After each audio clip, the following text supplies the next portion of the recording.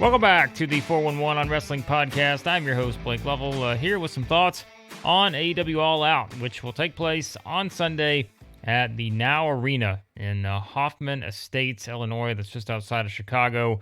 And it is going to be quite a show if you just look at the card on paper. I know Tony Khan and others have hyped it up, certainly as the biggest pay-per-view to date in AEW history. Hard to disagree with that when you consider the return of CM Punk, the in-ring action, and also the teases that are out there with Daniel Bryan, a.k.a. Bryan Danielson, potentially being at this show. That was one of the recent reports. So there's a lot to really sink your teeth into when it comes to this AEW All Out show on Sunday. And let's go through each of the matches, share a little thoughts on some of these, and see what perhaps could unfold for AEW there at All Out.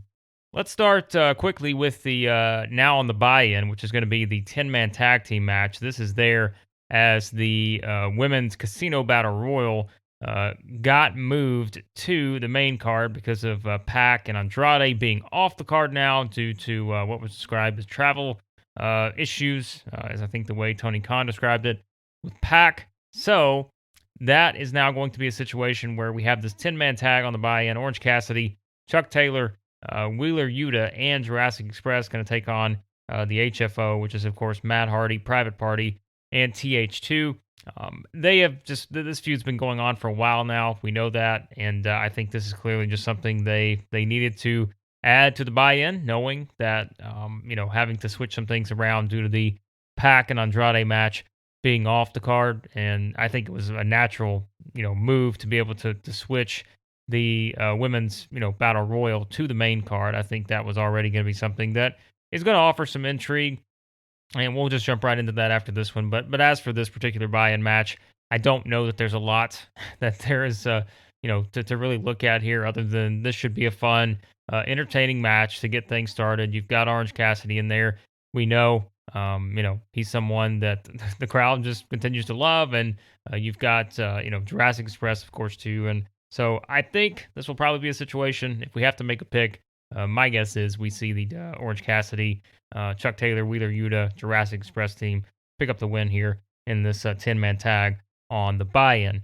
And then getting into the 21-woman Casino Battle Royal here, it is going to be for a shot at the AEW Women's World Title. And it is quite a list of talent, which, of course, we've seen some returns here recently that have now added back to that. Anna Jay made her return on Wednesday's edition of Dynamite. And so that adds another, regular to the mix here. But if we go up and down the roster here real quickly of who all is going to be in this match, it is going to be Anna Jay, Nyla Rose, Thunder Rosa, The Bunny, Big Swole, Julia Hart, Ty Conti, Diamante, Penelope Ford, Red Velvet, Hikaru Shida, Emi Sakura, Jade Cargill, Kiera Hogan, Abaddon, Layla Hirsch, Kylan King, Rebel, Jamie Hayter. That's what we know now. There's still two to be determined. I think if you just go by the rumors and the expectations, my guess is one of those will be Ruby Soho, of course, the former Ruby Riott in WWE. She's been doing all these vignettes on social media, and essentially the last one she did was to pretty much tease that, the next thing we see from her is going to be something significant, and I have a feeling this is going to be it. Of course, that's a report that's been out there for a while now, was that was going to be the expectation as she was headed to AEW. So I would probably be more surprised than not if she's not in this match as one of these two that have yet to be determined. I don't know if are they going to be two women perhaps that join as surprises. Could be. It could be that case, or they could perhaps announce someone else, coming up on Rampage or something like that. That's also a possibility. But this should be fun, and I think it's, it is, and I think this to AEW's credit is, it's hard to pick a winner here.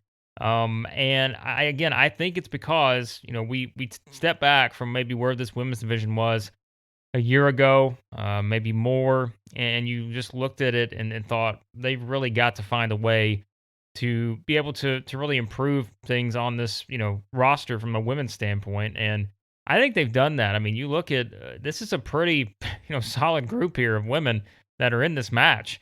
And I think, again, that's to their credit, being able to really bring in people like Thunder Rosa, who now is a full-time member of the roster. Anna Jay has become a star just in terms of what she's done with the Dark Order. You've still got a lot of people who, love what Hikaru Shida did as champion. Ty Conti is certainly someone that is very over with the fans.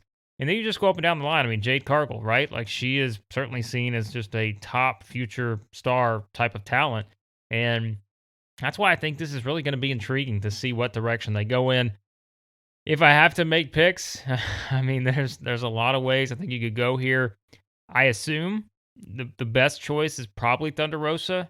But if they do the Britt Baker Thunder Rosa match, does that kind of hold off and come at Full Gear? And maybe they do again another match before that. So maybe you have the winner take on Britt Baker before you actually get to Full Gear, because that's a little bit of time.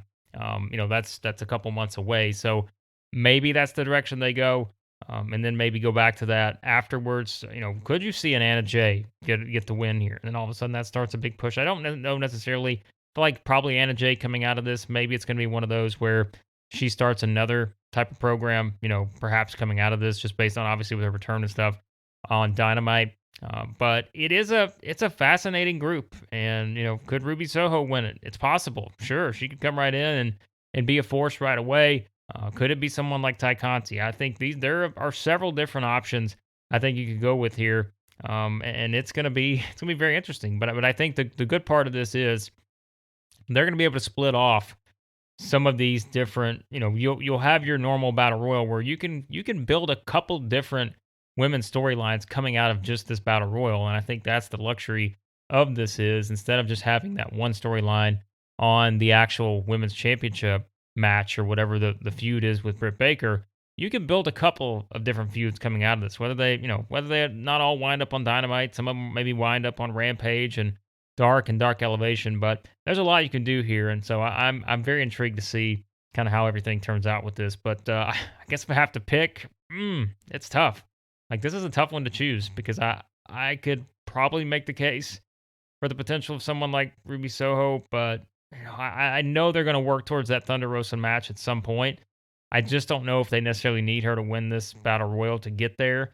The story kind of sells itself, but I'll go with one of those two. I'll go Thunder Rosa or Ruby Soho. I'll make that my choice. Although I think for an outside shot, perhaps it is someone like Ty Conti. I don't know about Jade Cargill because I think that's an interesting dynamic with Britt Baker versus her. We're talking about two people that are really pushed his heels. So, as you can tell, I'm pretty undecided on this one. But I think it's probably one of those three or four from that group. I think is probably the best choice here for that. Jon Moxley versus Satoshi Kojima. This is the one where I don't know why. It seems like a lot of people, for some reason, are a little disappointed by this. But, I mean, Kojima can still go. Like, he's still someone that can he can go in the ring. I mean, he's older. He's a legend in Japan. And is it Jon Moxley versus Hiroshi Tanahashi? No, but I still think it's going to be a pretty good match. And I think this is one that, on a card here that is stacked, with a lot of good matches, I still think this is going to be pretty fun.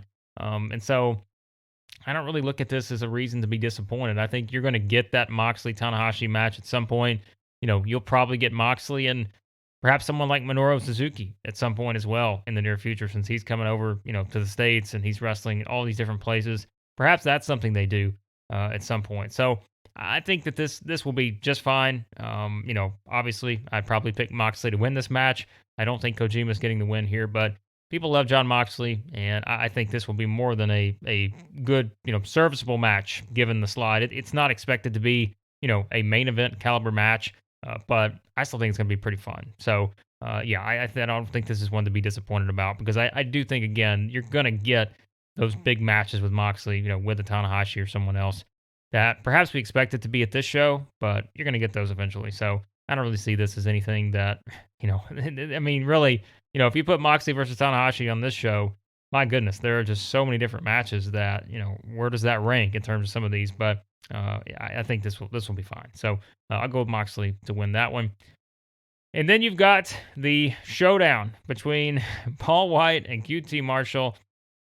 I would expect at some point, you're going to get some shenanigans from Aaron Solo, Nick Comoroto. I mean, I think the Nick Comoroto, Paul Wight direction at some point in the future, I suppose, is going to be something they could do. But now we've had the added wrinkle with Billy Gunn making the heel turn to apparently go all the way back to the Shogun days in WWE, which I think that's a bit of a forgotten tag team, probably for most people in WWE. But I can't say I know exactly where they're going with this whole Billy Gunn turn and all of this, and perhaps what direction this leads to.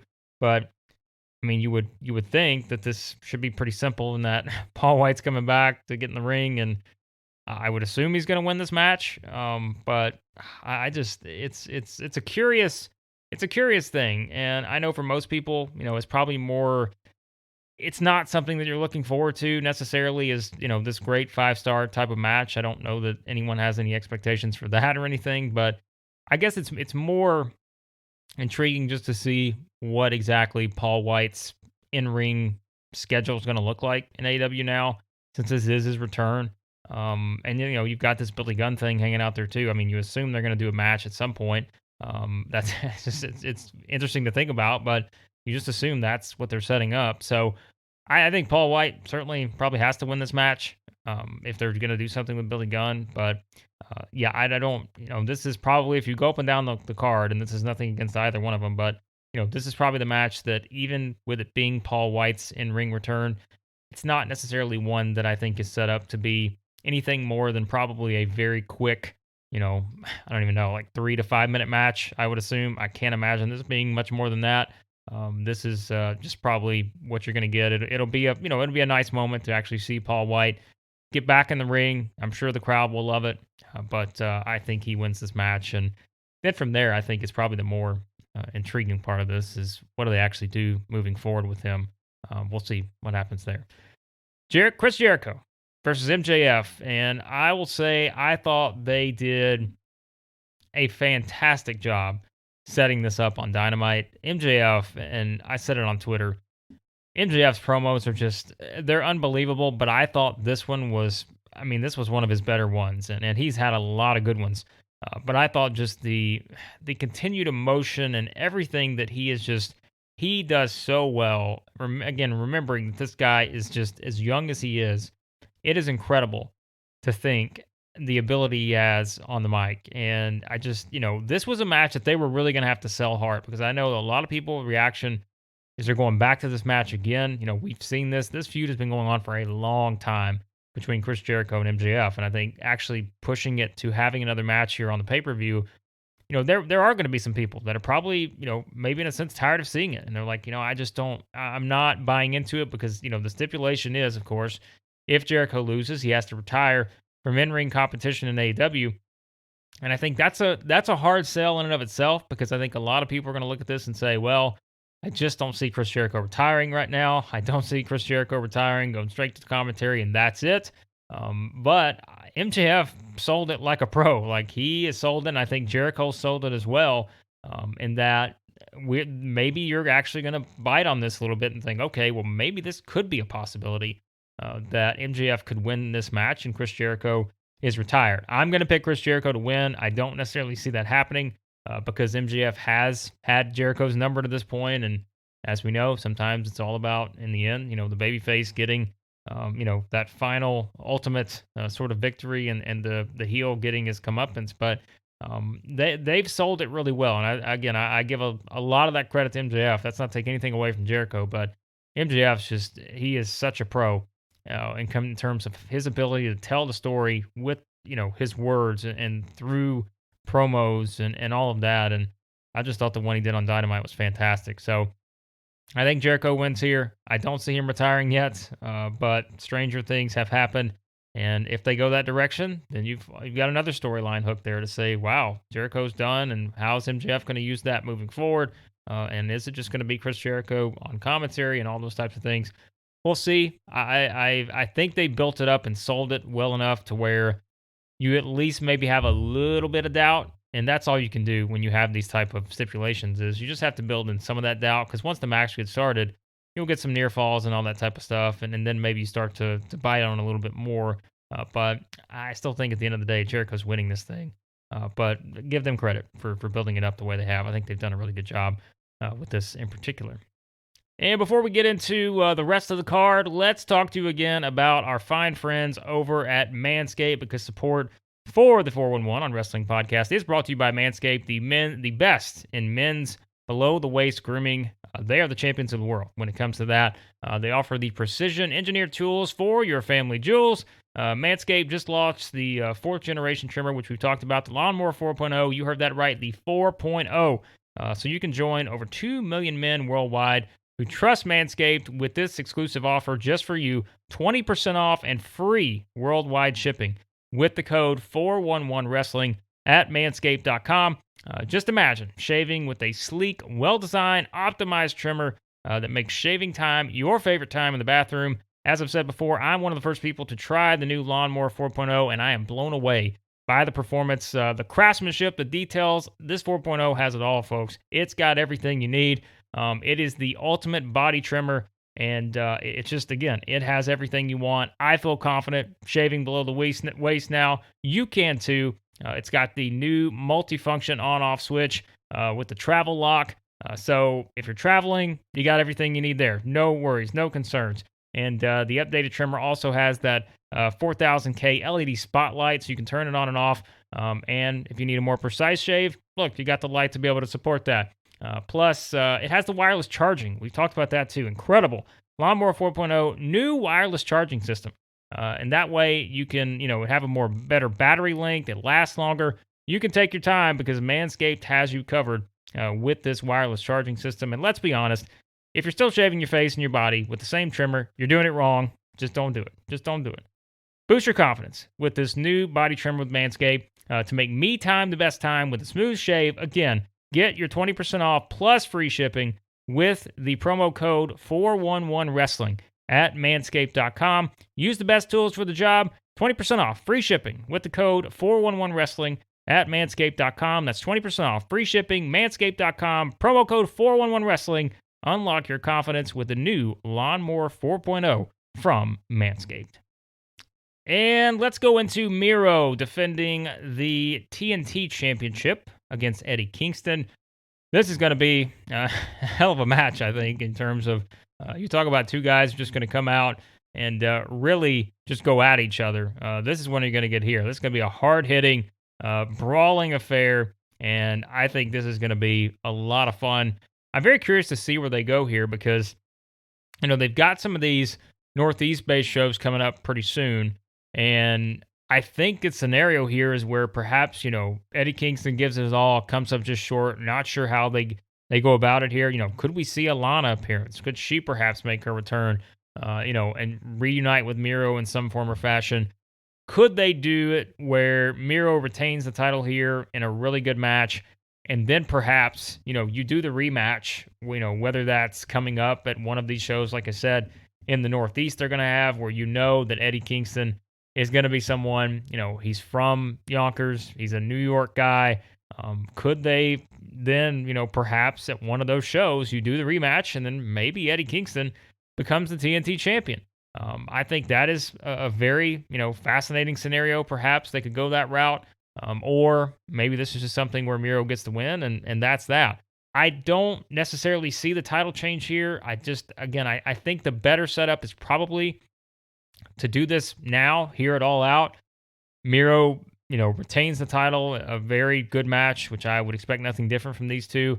And then maybe you do the setup where it's a rematch and you get, one of these shows that's coming up, whether that's at Arthur Ashe Stadium or somewhere else. They've got shows that are coming up. They've got the Newark show. I think there's a really good possibility that maybe you do the rematch there and maybe have Eddie Kingston win the title from Miro. And I think that, again, these two working together, I have zero doubt that they're going to make it work and they're going to have the crowd invested. So maybe that's the direction they go in. I think this is going to be one of those that, it's a very stacked card, but this is kind of one that I think is going to deliver and really be a bit of a sleeper, perhaps, on this particular card that is loaded with so many matches that really should be able to deliver from top to bottom. So I'm really excited about this one, and I'm more excited to see where they go from here, depending on what the outcome is in this match. I wouldn't mind seeing a series of matches between these two in particular. the steel cage match for the AEW World Tag Team titles. It is the Young Bucks defending against the Lucha Bros, Penta and Phoenix. And we talk about show stealers. I think a lot of people will circle this and see this as that in terms of being the one that's probably going to be the craziest thing on the show. This just should be wild. You've got 4 people in there that you know are just going to do some of the craziest spots you could probably think of. And I just really look at this and feel like this is, at the end of the night, we're probably going to be looking up and thinking, okay, this is probably your match of the night. Even with some of the matches we're going to talk about, the 2, I guess, semi-main events in a sense, this match is going to have a lot of interest. And I'm wondering, do they change the titles here? Because it's a steel cage.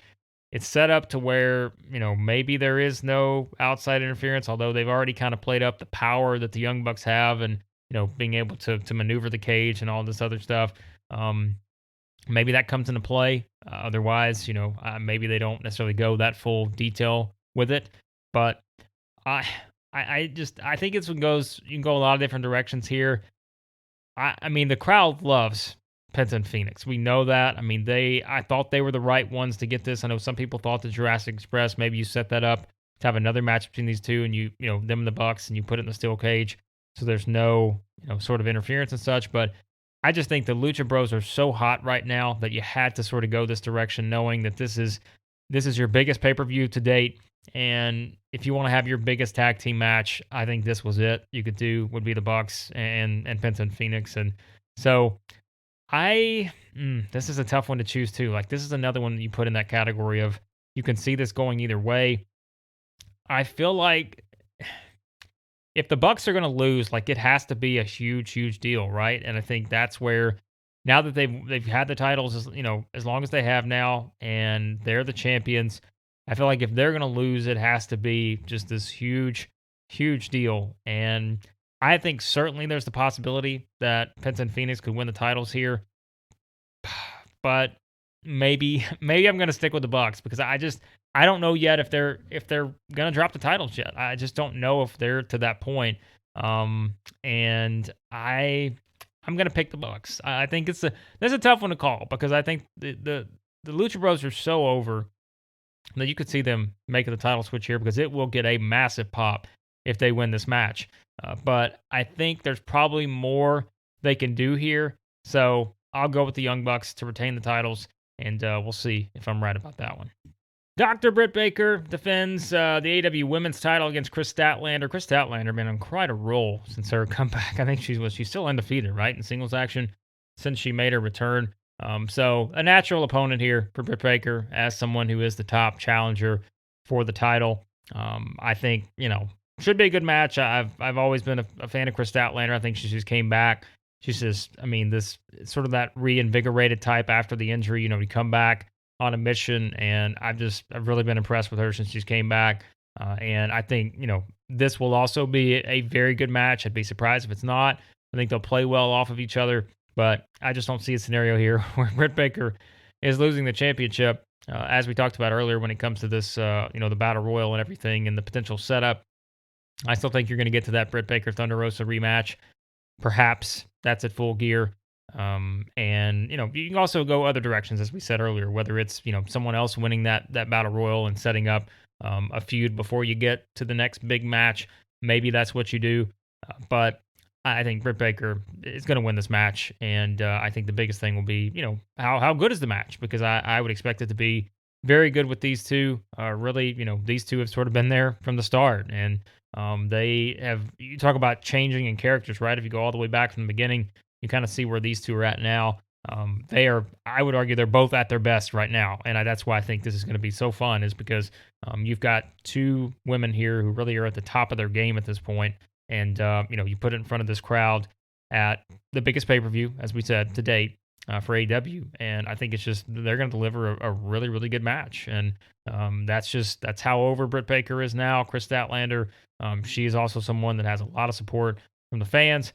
So this should be one that I think delivers. Also, like, that's the theme here, is you just go up and down this card, and man, you kind of get used to that with AEW. Like, there's not a lot of matches you're going to look at and say that those are let-up matches. Like, you just don't have a lot of those anymore.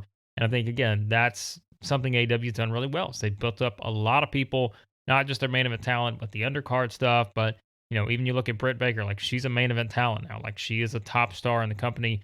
And I think that this will, be another good match on a long line of them here at AEW All Out. All right, now we get into the two main events, which I think the big discussion right now is what are they going to put on last? Because the line of thinking here, and I understand both, is if you do Kenny Omega and Christian Cage last, the probable insinuation there is Bryan Danielson is going to make an appearance if that's the main event. Which, look, if they do that, that's fine, because I think a lot of people will subconsciously realize that. They're like, wait a minute, why didn't they put CM Punk and Darby Allin as the main event? Because perhaps you're setting up for something just, another huge surprise, which, maybe not as big of a surprise at this point, but you're still setting up for a big moment to perhaps close the show. But either way, I think you win here. I think more than likely, this is CM Punk's in-ring return. You would have to think, I guess, that's probably going to be the main event. But like I said, if you want to not necessarily do that as the main event, then maybe you build up that anticipation for the main event. Not necessarily for people thinking that Christian Cage is going to win the AEW World title, because I think that's another one where you can try to convince people, and they built it up the way they built it up. But I just, a lot of people are not expecting this to be a title change, because you had Christian beat Kenny Omega already for the Impact title. I don't think a lot of people expect him to win this championship from him, but you are setting up that possibility to go straight to a Kenny Omega Bryan Danielson match, and that alone will sell itself. So I think that's the bigger question. Really, when it comes to this Kenny Omega Christian Cage match, is where is it going to be placed? If it's placed in the middle of the card, and let's say you still have the Bryan Danielson appearance, does that take away anything? I don't think it does, because remember, this is a one-time thing. Like, CM Punk's in-ring return is a one-time thing. You get one time to do this. And I think that's why I think everything has come into place there for this to headline this pay-per-view, because it is, this one-time momentous occasion where you've got the return of this big star who's already proven, he's brought up your ratings significantly for that one episode that, everyone knew he was going to be there. Now you're probably going to have the most pay-per-view buys you've ever had, and putting him in that main event slot for everyone that's so curious to see what he looks like after this big absence from wrestling, I think it just makes a lot of sense to put that versus Darby Allin. And you're also, remember, putting the spotlight on Darby Allin here by putting him in the main event in this slot. So any way you slice it, I don't necessarily think AEW can go wrong here if you're putting Omega and Christian Cage in the main event slot for the world title with the plan of bringing out Bryan Danielson at the end to really, again, set off another set of dominoes for AEW moving forward. But my guess is we're going to see CM Punk, Darby Allin in that spot, and I think you can still probably do the Omega Christian Cage match, even if you do it in the middle, or even somewhere before that. Like, you can do it anywhere on the card, perhaps, and still, if you have that play out the way that I think a lot of people expect it to, because otherwise, I just don't know necessarily where you put Bryan Danielson. Otherwise, if he comes in, where does he fit into this card? I mean, I don't know. Maybe it's something with CM Punk. I just don't think they go that route at this point. I think there's just too many fresh matches to go to that I just don't see that scenario playing out. But that's my guess is, Omega probably going to retain the title against, Christian Cage. I don't see any other scenario there. And then I think, that's where you get into the CM Punk Darby Allin match, and all the expectation here is, what does CM Punk look like in his in-ring return? That's where all the questions are going to come. Does this guy still have it? I mean, that's the way people are going to word the question. But this is, again, someone who has been training for this. He has really, been waiting for this moment, as we know, for many years now. And I would expect him to deliver. And I think that having someone, having him there with Darby Allin, Punk has always said, big Darby Allin fan. He studied his work. He knows inside out, the way Darby Allin goes in the ring. And I think that these two will put on a pretty special match. Even if it's not one coming out of it, that's rated 5 stars by everyone or anything, it's going to be special because it is just such a special moment to have CM Punk back in the ring. I think that CM Punk wins this match. I don't necessarily see him coming right in, and because there's so many ways you can go with this down the line where you'll be able to do this rematch at some point too. But I think that having CM Punk win his in-ring return, if it's a good match, I don't see this. I don't think that hurts Darby Allin at all. I mean, it's just, again, CM Punk is proven he's a top star. Darby Allin is the top star of the future. He's already considered one of the top stars in the company, but I think CM Punk comes back. They're just outside Chicago. This is the setup they've wanted, and I think CM Punk wins this match. But the bigger question, as we said, is where does Bryan Danielson fit into this? If he does, in fact, make his return, wrestling return, and actually make his AEW debut at this show, or was the original report correct, or does he perhaps come back at the Grand Slam show at Arthur Ashe Stadium? Is that what happens? But I just feel like there's too much momentum now to where people think that they're probably getting CM Punk's in-ring return and they're getting perhaps the AEW debut of Bryan Danielson. But you go through all of that, again, there are not many spots on this card that you're going to look up and say, well, I don't necessarily need to see that. I know some people will probably point towards a couple things on the card there, as we mentioned earlier, but there's a lot of possibility of this show. Not only do we expect it to be the biggest show they've done from a viewership standpoint, a pay-per-view buy standpoint, but this could, be one of their best cards when you look at the possibilities for some of these matches.